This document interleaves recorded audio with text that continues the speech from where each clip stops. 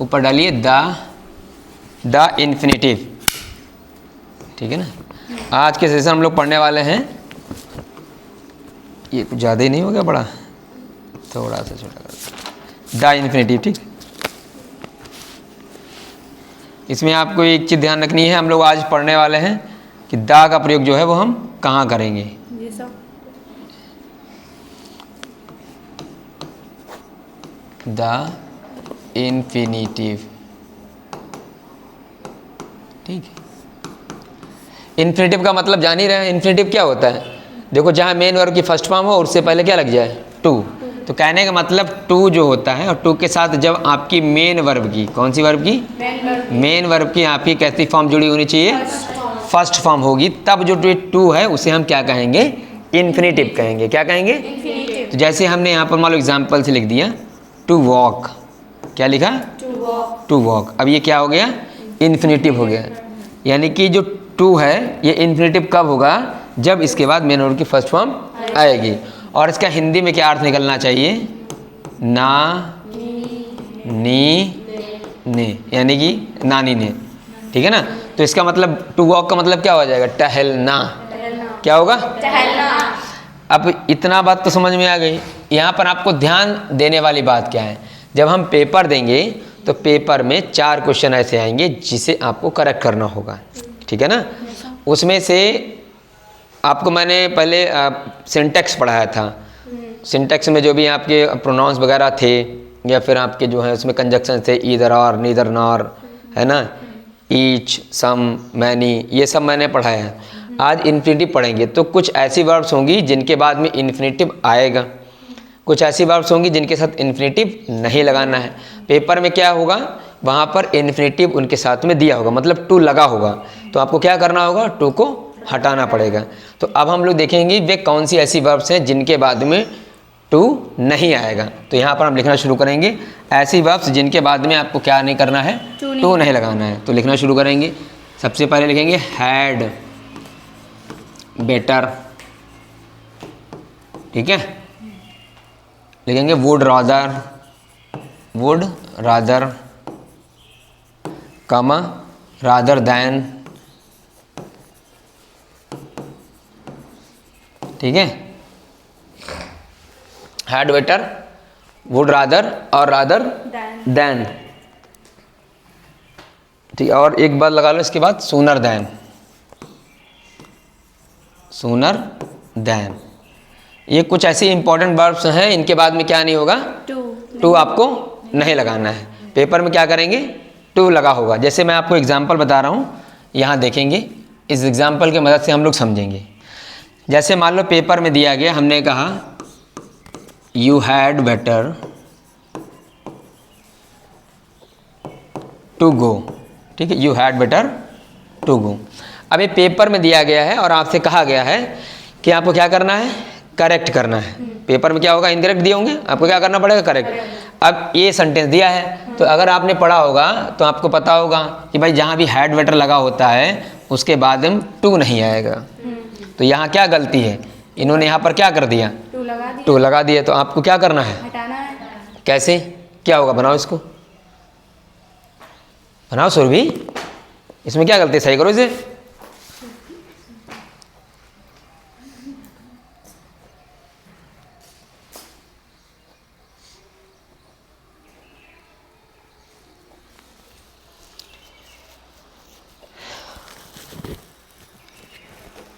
हो गया, क्या बनाया, अरे you had better go, to हटेगा खाली, बस खत्म कहानी। इसमें क्या करना है, तो क्या बात समझ में, एक बार रिपीट करो। चाहे हैड बेटर हो, ठीक है, हैड रादर हो, वुड रादर हो, या रादर दैन हो, ये जो वर्ब्स होंगी इनके बाद में टू नहीं लगाना है, बस खत्म कहानी। तो जो हमने वर्ब लिखा है इनके बाद आप वहाँ पर नोट कर लीजिए, इनके साथ में टू का प्रयोग नहीं करते हैं, इनके साथ में टू का प्रयोग, लिखो भाई भवानी, लिखो, इनके साथ टू का प्रयोग नहीं करते हैं।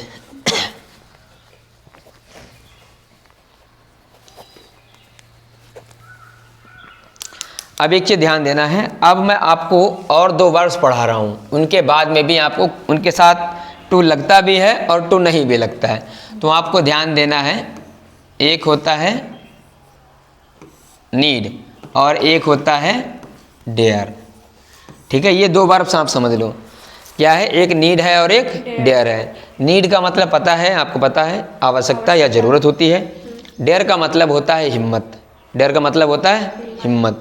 तो इसी के आगे लिख लेंगे नीड और डेयर के बाद, नीड और डेयर के बाद पॉजिटिव सेंटेंस में टू का प्रयोग करते हैं।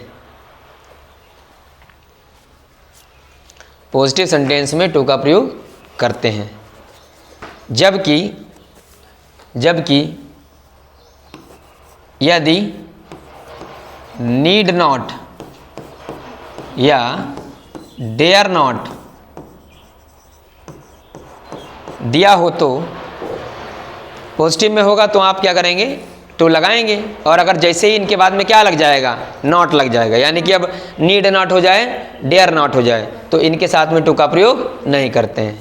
तो इनके साथ टू का प्रयोग नहीं करते हैं। लिख लो आप, जैसे एग्जाम्पल में समझेंगे। यहाँ दो बता रहा हूँ, देखो, ही नीड टू कम हेयर, एक सेंटेंस हो गया। पहले समझ लेंगे फिर हम लोग लिखेंगे। यहाँ मैंने लिखा है, देखो, ही नीड टू कम हेयर। अब आपको मुझे ये बताना है कि ये निगेटिव में है या पॉजिटिव में है, इतना बताओ खाली।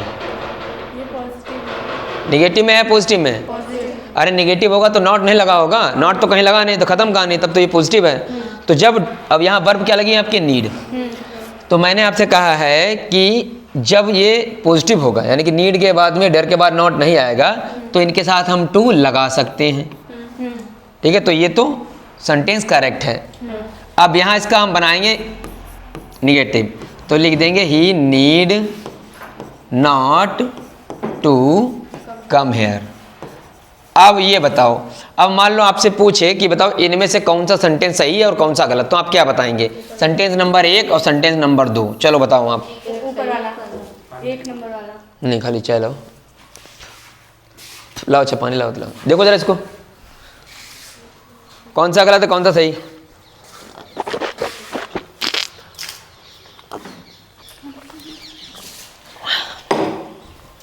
क्या गलती है ऊपर वाले में? ऊपर वाला सही है। देखो ऊपर वाला सही है, नीचे वाला ये गलत है। यहाँ पर क्या गलती है?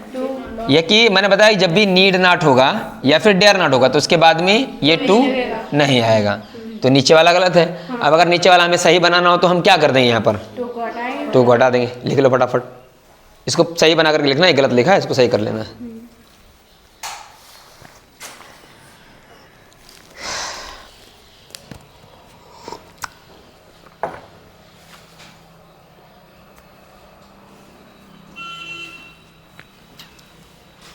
हो गया? चलो, यहाँ पर बात समझ में आ गई। अभी तक हम लोगों ने 2 प्रकार के वर्ब्स देखे हैं जहाँ पर हम लोग टू नहीं लगाते। अब हम आगे बढ़ेंगे, यहाँ देखेंगे।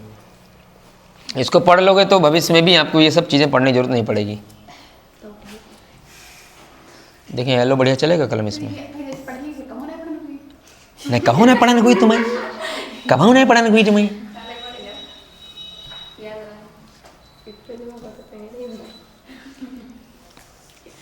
सही से पढ़ तो पाओ, तभी तो नहीं पढ़ना पड़ेगा।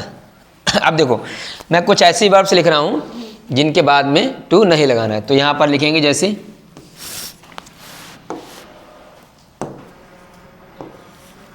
लिखेंगे मेक। लिखो, मेक। दिख रहा है ये? लो, हाँ। मेक हेयर, HEAR, सुनने वाला हेयर, ठीक है। मेक हेयर,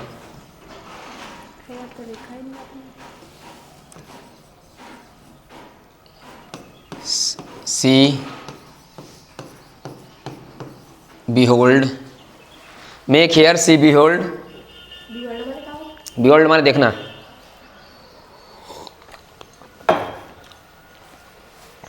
फील, फील जानते हो क्या होता है? बताओ। महसूस करना। Very good. वॉच, कहने का मतलब ये, और एक होता है बीड, BID, बीड। ये कुछ ऐसी वर्ब्स हैं जो सेंस से एसोसिएटेड है। सेंस का मतलब भगवान ने हमको 5 सेंसेस ऑर्गन दिए, जैसे कि स्मेल करना, देखना, टच करना, ये उसी में से हैं। तो इनके बाद में हम टू का प्रयोग लिखो, मैं बोल रहा हूँ, लिखो make, hear, see, behold, feel, watch, read आदि क्रियाओं के ऑब्जेक्ट के बाद, आदि क्रियाओं के ऑब्जेक्ट के बाद कोई भी, मतलब आदि क्रियाओं के ऑब्जेक्ट के बाद टू का प्रयोग नहीं करते हैं। बस इतना समझो आप। इनके बाद हम क्या करेंगे? टू का प्रयोग नहीं करेंगे। Is that clear? Yes sir. चलो अब हम यहाँ एग्जाम्पल लिखते हैं। जैसे देखो हमने लिख दिया ही हियर्ड हिम टू क्राई, ये सेंटेंस लिखा है, पेपर में आया और आपसे कहा गया कि भैया जिसमें इनकरेक्ट जो है आपको ढूंढना है, तो हम इसमें क्या गलती देखेंगे बताओ? टू हट जाएगा सर। हाँ, टू क्या होगा? हट जाएगा। नियम लिखाया गया है, जब आपके पास में make, feel, read, watch, behold, see, hear आदि क्रिया होंगी, तो इनके बाद जो ऑब्जेक्ट आएगा उन ऑब्जेक्ट के बाद में टू का प्रयोग नहीं होना चाहिए। तो यहाँ देख रहे हैं ये हेयर्ड आपकी वर्ब लगी हुई है, ये वर्ब के बाद हिम क्या हो गया? आपका ऑब्जेक्ट हो गया। और अब नियम है कि इन क्रियाओं के बाद जो ऑब्जेक्ट आएगा उसके बाद में कोई टू नहीं होना चाहिए। यहाँ टू लगा है तो ये गलती क्या है कि इनके साथ में टू का नहीं प्रयोग होना चाहिए। तो हम इसे कैसे बनाएंगे? ही हेयर्ड हिम क्राई, ठीक है, उतार लो इसे। ही हेयर्ड हिम क्राई, आज्ञा देना।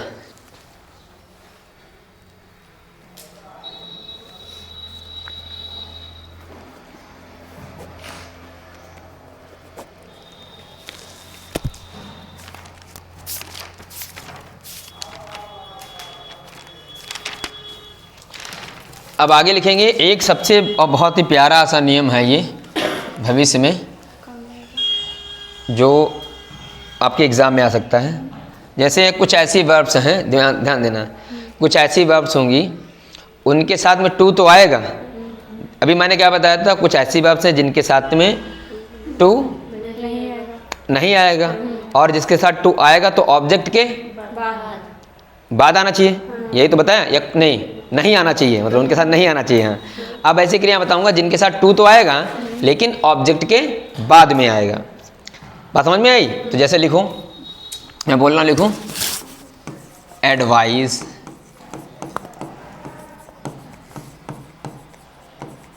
इनकरेज, एडवाइस हो गया, इनकरेज हो गया, अलाउ, परमिट। इनका मतलब पता है? एडवाइस माने क्या होता है? इनकरेज माने क्या होता है? अरे किसी को प्रोत्साहित करना, उत्साहित करना, आगे बढ़ाना।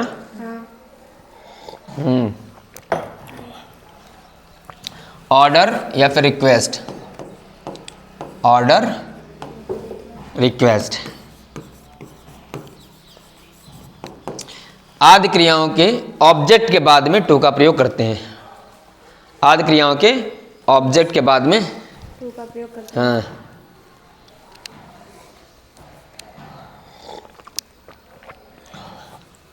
चलो करो जब तक हम चाय पी लें।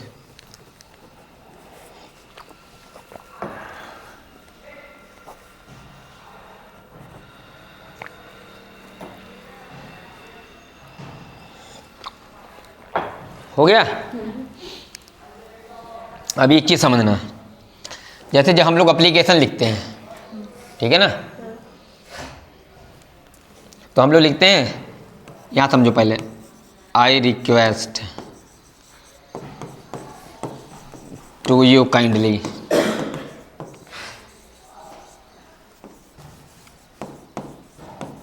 अलाउ मी टू गो।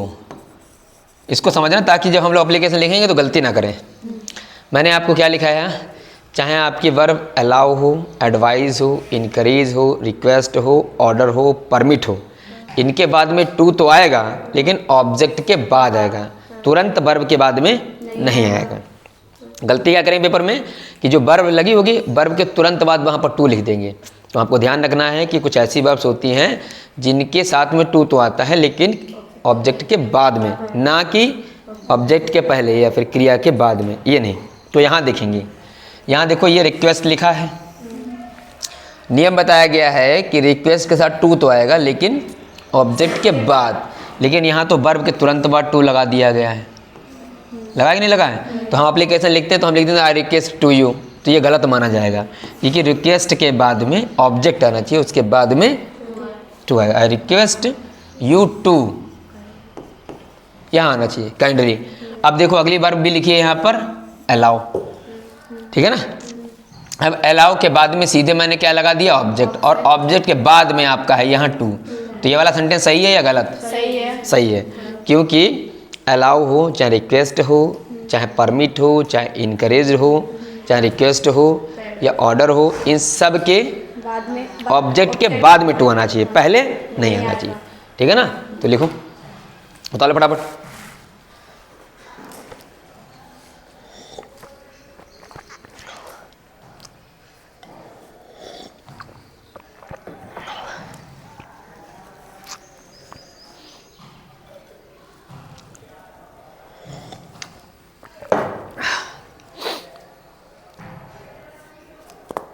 हो गया?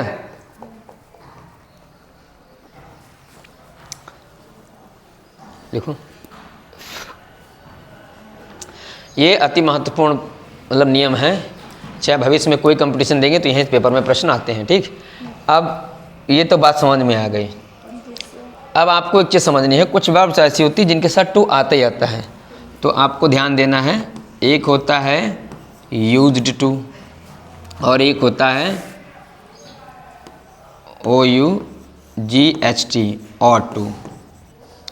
क्या? ऑटो। यूज्ड टू और ought to। देखो यूज्ड टू का मतलब होता है हैबिट के लिए, किसके लिए? पास्ट हैबिट कह सकते हैं, पास्ट हैबिट। और ought to क्या होता है? मोरल वैल्यूज़ के लिए। अभी समझ में आएगा, चिंता ना करो।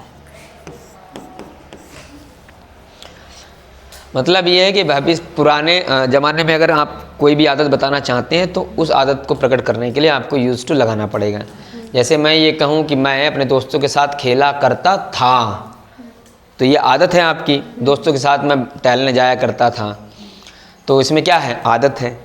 तो जाया करता था के लिए क्या लगाना पड़ेगा? यूज्ड टू, गो, ठीक है। जहाँ यूज, जैसे मैंने यहाँ लिख दिया, यहाँ समझो। अब जैसे तुम लोग यहाँ से चले जाओगे इंटर के बाद, तो क्या करोगे कि मैं पंडित दीनदयाल में पढ़ा करती थी, तो मैं लिख दूंगा आई यूज टू स्टडी, ठीक है। कहाँ पर? इन, बाकी अपने स्कूल का नाम, PT, दद्दू, GMIC, ठीक है ना। तो अब ये क्या है? आदत है। आदत का मतलब कोई एक दिन का काम नहीं है, वो आप काम डेली क्या करते होंगे, है कि नहीं। तो अभी आपको क्या समझ में आया कि जब भी यूज्ड आएगा तो उसके साथ आपको क्या लगाना है? टू। टू होगा, अगर कहीं टू हटा है तो हमको क्या कर देना है? टू वहाँ पर लगा देना है। और कोई आदत बतानी है तो उसके लिए भी आप टू का प्रयोग करेंगे। जैसे हम ये कहें कि महात्मा गांधी जी सत्य और अहिंसा के मार्ग पर चला करते थे, है ना, तो कैसे बनाएंगे? तेज बोलो, महात्मा गांधी। हाँ महात्मा गांधी। हाँ, Mahatma Gandhi used to, use to, सत्य पर चला करते हाँ, चलने क्या होगी? Walk, walk, use to walk, हाँ, वॉक, सत्य to, on the path of, रास्ते पर, of truth and non violence.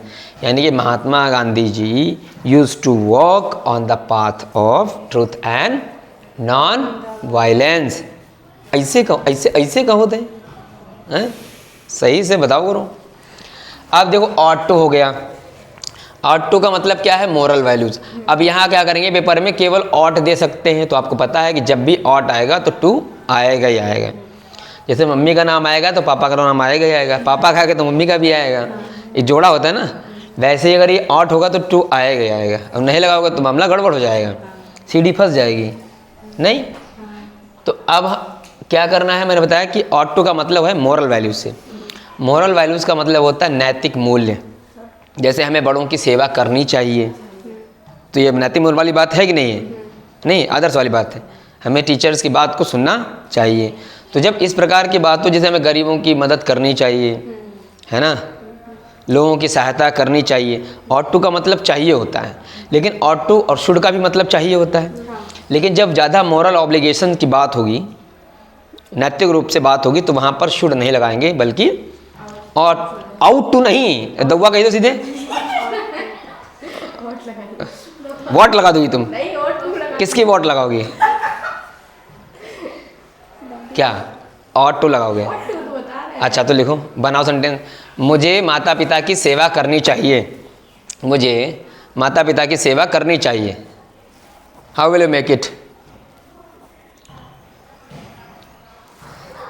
फिर मैं आपको यहाँ पर कुछ जो है, आप जब तक इसको बनाएंगे, जब तक मैं यहाँ पर एग्जाम्पल्स आपको लिख दूँ, उनको आपको क्या करना है? सही करना है, ठीक है? चलो मैं लिख दे रहा हूँ, आपको उसे सही करना है। He had better, बनाओ इसे, बनाओ, जब तक हम यहाँ लिख दे रहे हैं, इनको सही करना है, ठीक है?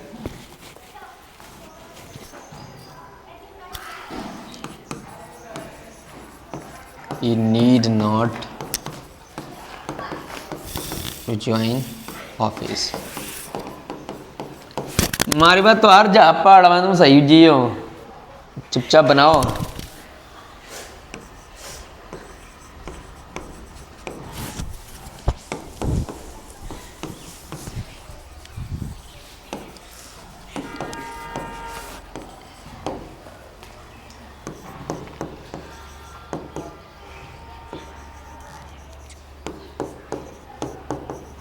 Late him to take coffee.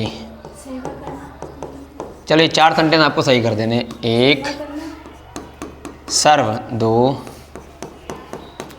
3 और ये 4 सेंटेंस आपको बनाने हैं, ठीक है?